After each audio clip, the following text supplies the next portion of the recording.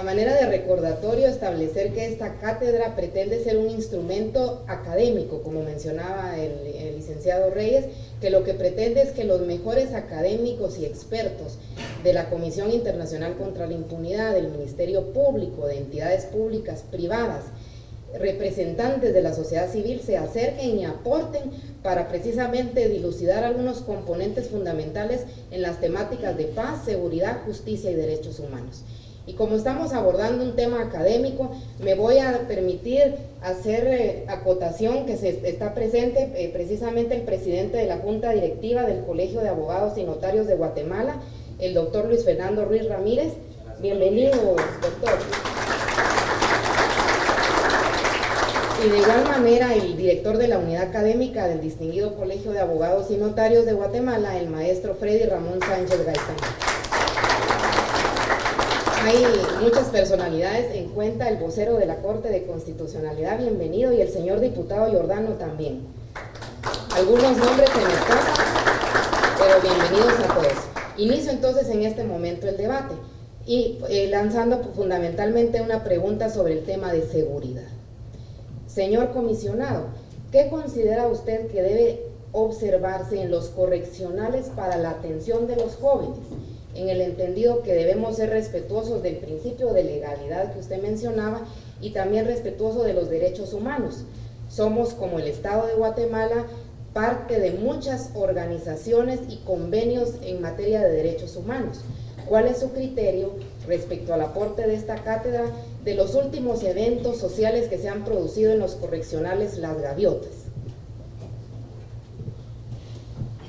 Realmente complicado empezar precisamente con un tema que es de tanta dificultad por las implicaciones que todos hemos visto. Hay un supuesto indispensable y es de qué manera se construye ciudadanía, se construye civilidad desde los primeros años de la educación, es decir, inclusive desde los primeros años de formación familiar de los niños. Venir ya frente a situaciones en las que hay un deterioro mayor de las relaciones interpersonales o de las relaciones sociales, que son las que obligan a que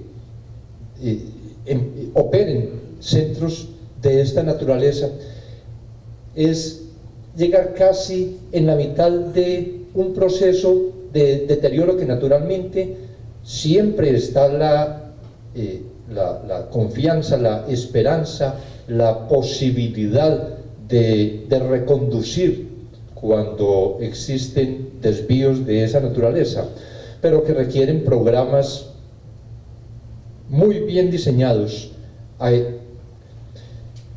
de parte del Estado, de parte del gobierno, que es un proceso de planificación ya en situaciones de estas, que es para entrar a establecer correctivos. Y esto es lo que también, con el acumulado de años de cierto abandono, resulta complicado plantear, esperar, obtener una solución ya inmediata para situaciones de esa naturaleza. Creo que hay que repensar la manera como el Estado ha asumido la relación y en general, no solo en este caso particular de jóvenes, sino la relación con todos los sectores sociales, lo que ha significado la ausencia o escaso desarrollo en algunos casos, o avances en otros, del diálogo social, de acudir a otros mecanismos para restablecer las relaciones sociales fracturadas, cómo lograr diseñar políticas públicas en ese sentido. De manera que pensar como está planteada la pregunta en la presentación de una solución para una situación de estas por las que se está atravesando actualmente, realmente no habría una fórmula mágica que después de todo este acumulado implique una transformación de esta realidad de un momento para otro, porque así, tal como se ve en el tema particular de las gaviotas, uno podría mirar el problema del sistema penitenciario, por ejemplo, y cuál es la actitud que ha tenido el Estado frente al sistema penitenciario, y cómo es el problema no solo de la reclusión, sino también de la ejecución de las penas que se imponen.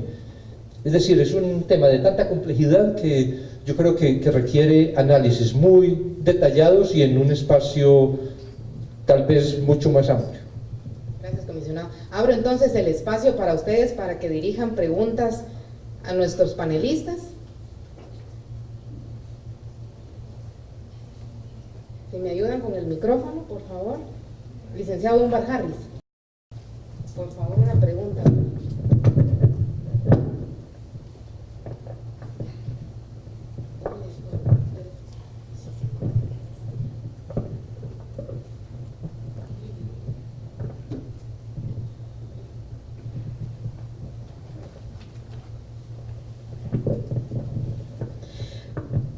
Muy buenos días, soy la ingeniera Miriam Rubio, secretaria de Estado de Ciencia y Tecnología, actualmente docente en la Universidad de San Carlos.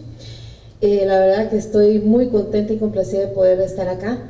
La pregunta es la siguiente: durante esta escuela MOST, que es resultado de la que se hizo en el año 2014 con el apoyo y total interés de UNESCO, estamos tocando varios tópicos precisamente sobre juventud.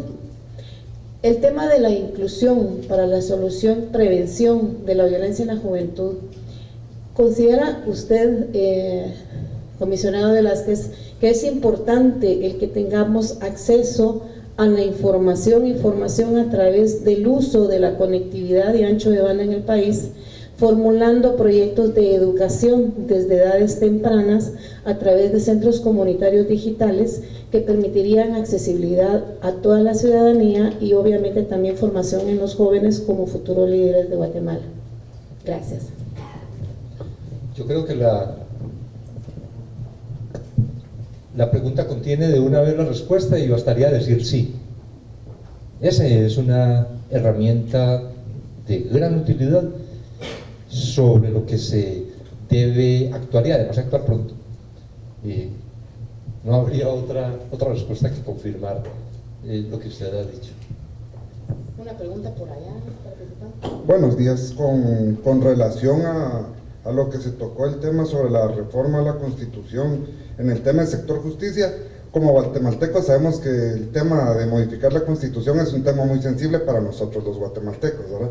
Hemos visto la lucha que se ha tenido en el legislativo, ¿verdad?, por intentar hacer esas modificaciones. Entonces mi pregunta va encaminada al comisionado: si no se lograran hacer los cambios en la Constitución, ¿hasta dónde cree que podría avanzar el Estado de Guatemala sin reformar el tema del sector justicia? Y si no se llegaran a hacer los cambios en la Constitución, ¿qué otros mecanismos cree que se podrían utilizar para fortalecer en ese sector? Gracias. La reforma constitucional es muy sensible no solo en Guatemala para los guatemaltecos, es muy sensible en todos los países para todos los ciudadanos. También en mi país las reformas constitucionales son una gran dificultad y se hacen. Inclusive es una gran dificultad por las implicaciones que tienen, pero en Colombia se expidió la Constitución de 1991 y para el 2002 ya tenía como 35 reformas que pretendían desnaturalizar la Constitución del 91, que había sido producto de un muy amplio consenso.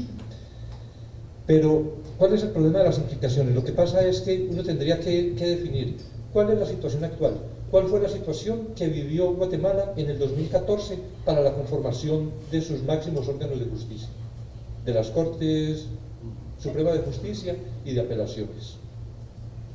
Si no hay una reforma constitucional que establezca la carrera judicial y que defina estos procesos de concurso para acceder a estos cargos, implicaría la repetición, yo creo que con niveles más graves hoy que en el 2014.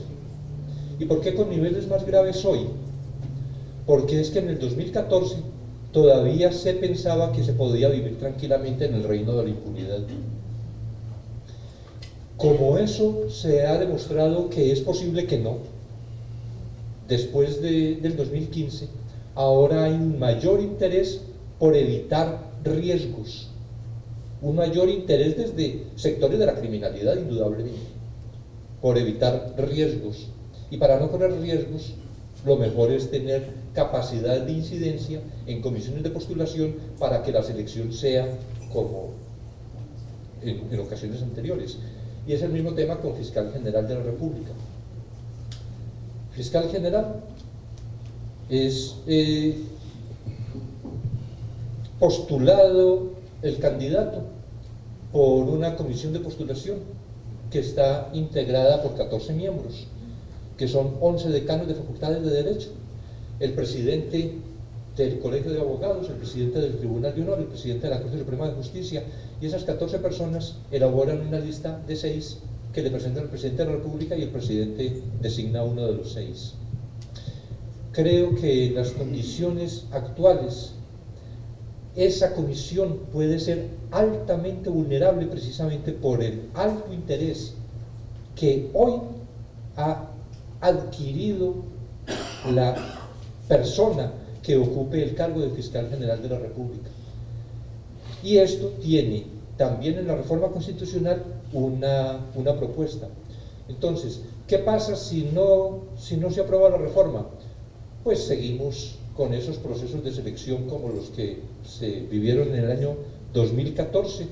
Se continuará en la actividad del Ministerio Público presentando ante los jueces los casos con la esperanza que los jueces sean realmente independientes, idóneos y capaces, y que los casos puedan ser resueltos adecuadamente. El caballero de... Sí, buenos días. Alberto Cuomo, oficial de programa de voluntarios de Naciones Unidas. Pues el señor Velázquez mencionó el concepto de cultura de legalidad, que se asegura a través de la certeza del castigo y del fortalecimiento de las instituciones del sistema de justicia. Me parece muy bien. Pero también, cuando hablamos de cultura de legalidad, vamos a pensar de involucrar a la sociedad civil, de alguna manera, ¿no? O sea, los beneficiarios sería la sociedad civil. Y entiendo asociaciones, pero también los grupos informales y los ciudadanos mismos. Esta iniciativa de la Escuela MOST, pues tiene como objetivo, como target, los jóvenes. Entonces, cae perfectamente en este objetivo de promoción de la cultura de la legalidad. Como programa de Naciones Unidas trabajamos con los jóvenes y con las personas, con los ciudadanos, y más del 80% de los proyectos que desarrollamos es cooperación sur-sur. Y esto es justamente para hacer de manera que la persona que vive en la parte sur, decimos, del mundo, pues desarrollen una cultura en ese sentido y que puedan aportar a su mismo país. En esta dirección, y voy a la pregunta al señor Velázquez, ¿cuáles acciones tomará para involucrar a la sociedad civil, CICIG, y al señor Carranza, en qué forma esta cátedra académica tratará el tema de promoción de la cultura de legalidad? Gracias. En el tema CICIG, independientemente de la cátedra, a lo que Julio hará la exposición, justamente por esto que afirmaba de la necesidad no solo de actuar en la parte del mandato de la investigación criminal, sino también en generar condiciones de no repetición, que implica no solo el fortalecimiento institucional, sino también que en la sociedad haya una nueva actitud, que exista una nueva ciudadanía que se cuestione además la forma de participar en lo público y que tenga el interés por la participación en lo público, que es una de las reales necesidades para construcción de democracia, y una ciudadanía entendida como partícipe, no como destinataria. Por lo tanto, cultura de legalidad no es para la ciudadanía, sino que es de la ciudadanía en la formación propia de la ciudadanía.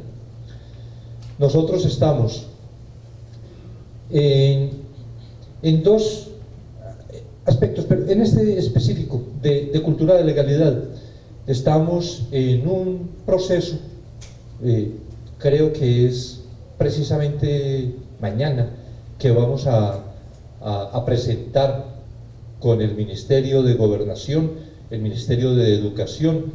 La Universidad de San Carlos ha estado vinculada igualmente a este proyecto de cultura de legalidad, porque entendemos que este es un tema fundamental y que tiene que empezar también desde la infancia. Y entonces, precisamente por esto, con el Ministerio de Educación, para que en las escuelas públicas, con un plan piloto que se ha venido diseñando con expertos de las instituciones involucradas en el proyecto, pueda conformarse, pueda efectivamente generarse ese proceso que lleve hasta la adopción de una política pública que pretenda la generalización de la actitud ciudadana, que es finalmente lo que implica la cultura de legalidad. Gracias, Iván.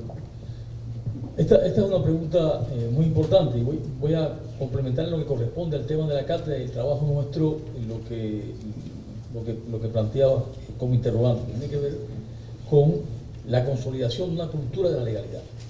La cultura de la legalidad es también parte de un proceso de formación ciudadana que tiene que estar en primer lugar, porque si no es imposible que se construya la cultura de la legalidad. Vamos a decir que la cultura de la legalidad, por decirlo de alguna manera, es como en un edificio, tiene que tener bases sólidas debajo, porque si no es imposible que se construya y se consolide.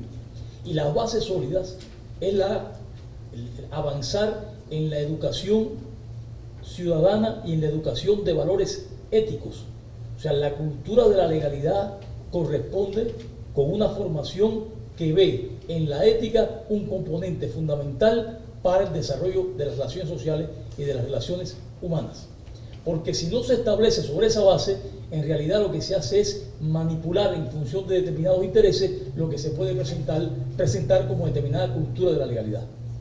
Y en este sentido se tiene como sujeto de ese proceso a toda la población y a los diferentes segmentos de la población. Nosotros estamos trabajando fuertemente con UNESCO, con el Ministerio de Educación, para fortalecer la educación en valores y la educación ciudadana. Porque hemos dicho y hemos repetido, y la historia ha demostrado hasta la saciedad, que no bastan altos niveles de calificación económica, ni siquiera altos niveles culturales para garantizar en los ciudadanos una conducta ética. Les pongo un ejemplo. La crisis financiera del año 2008, que apareció como una serie de procesos negativos que se dieron en el centro financiero fundamental del mundo, quiere decir en Wall Street, con todos los fraudes y todas las cuestiones que vimos ahí, que desencadenaron la crisis por el uso de fondos fraudulentos, etcétera, que todos conocimos, fueron en gran medida realizados por personas que tenían calificaciones muy altas en muchas de las universidades llamadas universidades de clase mundial. Quiere decir que el conocimiento técnico, el nivel cultural de esta persona estaba totalmente por fuera de cualquier duda. Y sin embargo, no eran portadores de los valores éticos que le permitían poner esos conocimientos en función de los intereses legítimos de la sociedad. Por eso, apreciar la educación no solamente como un proceso de transferencia de conocimiento, sino también como un proceso de formación de valores éticos y de valores ciudadanos, es fundamental para consolidar las bases del desarrollo de la sociedad en un determinado sentido. En el sentido que a través de la lucha que realiza la CICIG ha tratado de establecerse en Guatemala con los avances que se ha dado en los últimos tiempos. Por lo tanto, cuando el sujeto es la sociedad entera, hay que actuar a través de las diferentes estructuras, mecanismos, instituciones que existen, y en materia de educación, a través de la educación superior, de la educación del Ministerio de Educación, y también a través de las organizaciones de la sociedad civil que tienen una determinada incidencia en la formación ciudadana, que son muchas en Guatemala. Y también, por supuesto, en el contexto fundamental donde crece el individuo, que es en el contexto de su familia, de sus padres, etc. Ahora, dentro de eso hay otro segmento fundamental que tiene que ver con los ciudadanos que llegan a la educación superior, quiere decir, aquellos cuyo proceso de formación académica llega a los niveles más altos de enseñanza y que tienen una función profesional en la sociedad, como jueces, como abogados, como investigadores, y esos también necesitan un mayor nivel de calificación para poder realizar un trabajo que sea más efectivo y que consolide el proceso de búsqueda de estos objetivos que aquí se han expresado de manera tan clara. En ese segmento es donde se coloca el trabajo de la cátedra. Esto es una cátedra, Virgilio lo decía, de educación superior. Quiere decir, no es una cátedra para la divulgación o para la formación de valores éticos y una legalidad ciudadana, vamos a decir, de base, sino para la formación profesional de aquellos que tienen la responsabilidad de ocupar después lugares estratégicos en el sistema de justicia, como decía Iván, y en otros sistemas importantes que, aunque no son directamente el sistema de justicia, contribuyen a la justicia en general del país y a su sistema.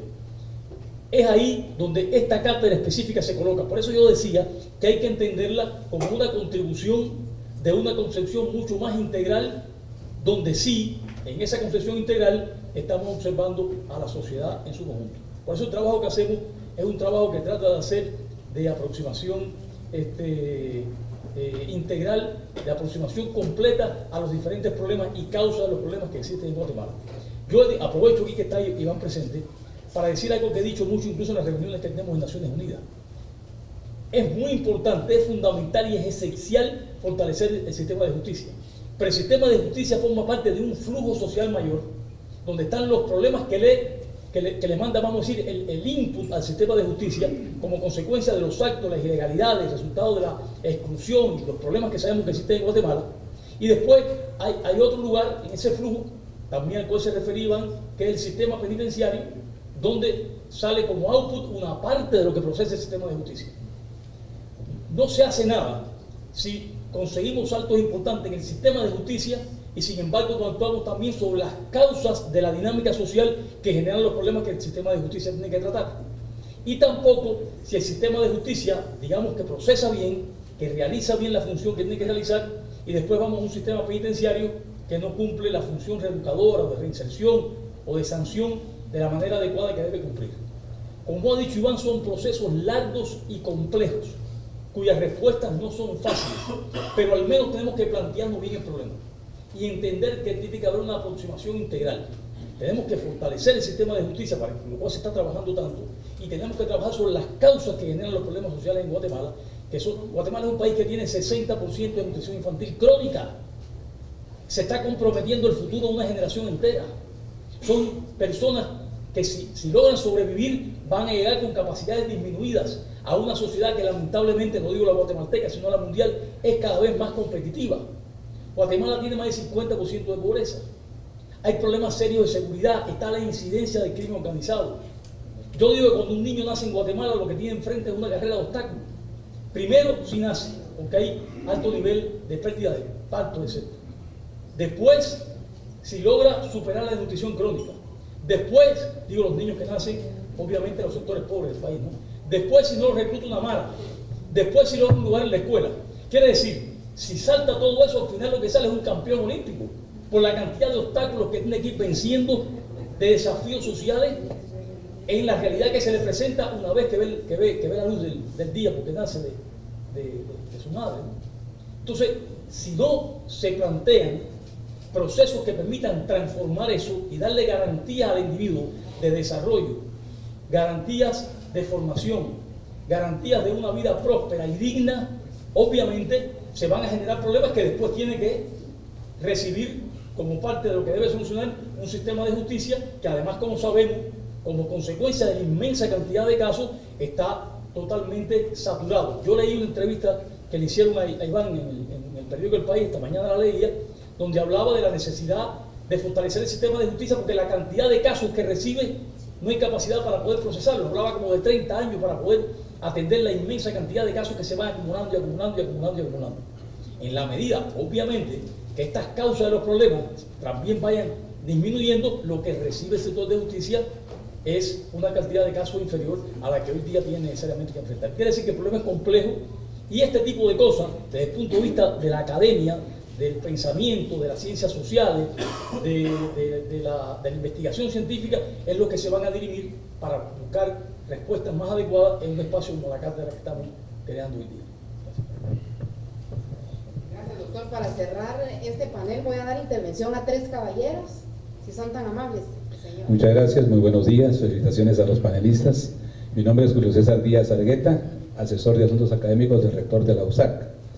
Creo que lo que se está hablando acá en la cátedra es fundamental y muchas veces los eventos quedan como eventos y quedan como buenos recuerdos y buenas intenciones, pero creo que aquí en el fondo estamos hablando de un modelo de desarrollo, una paz que no existe, una paz truncada, una seguridad que ha perdido el concepto de seguridad humana, que es mucho más integral, en donde entra la seguridad ciudadana, entra la seguridad alimentaria y muchos otros elementos. La justicia, que se ha quedado solamente en el acceso al sistema de justicia vista como tribunales, etcétera, no como la justicia social, que realmente es la aspiración humana, y los derechos humanos que en todas sus generaciones pues prácticamente están violentados. Creo que bajo ese parámetro la cátedra debería aspirar, porque es muy buena iniciativa y les felicito por eso, a tratar de tomarla como el programa de formador de formadores, pero al mismo tiempo incrustarla, justo en lo que decía el doctor Velázquez y el doctor Carranza, en el sistema educativo nacional, porque no hay cultura sin que se entienda como forma de vida, y la forma de vida solamente se asimila desde la niñez. Entonces necesitamos incrustar los valores para la convivencia pacífica, para la armonización, para el respeto, la tolerancia, etcétera, etcétera, que al final van a derivar en menos correccionales, en menos problemas de la niñez, de la juventud, etcétera, pero prácticamente tenemos que tener una visión más holista. Entonces, desde ese punto de vista, quisiera hacer una pregunta muy concreta al doctor Velázquez. Si dentro de todo, digamos, el engranaje que se está impulsando, hay algún nivel de coordinación para que esa cultura de legalidad, que va a marcar una de las primeras pautas directamente de todo lo que la sociedad guatemalteca, en el entendido que todos vamos a ser responsables y somos responsables históricamente por lo que hagamos y los resultados, para dejar instalada esta misma cátedra en su nivel dentro de lo que es el CNB o la formación desde el área preescolar en adelante, porque desde ahí podríamos hacer un cambio fundamental en nuestra sociedad, no digamos a nivel del G4 o a nivel de la educación superior. Creo que ahí hay instancias como Flaxo, la misma UNESCO, etcétera, la USAC, que podemos, prácticamente tenemos que asumir el papel histórico, pero creo que un punto fundamental es el Ministerio de Educación a través de CNB.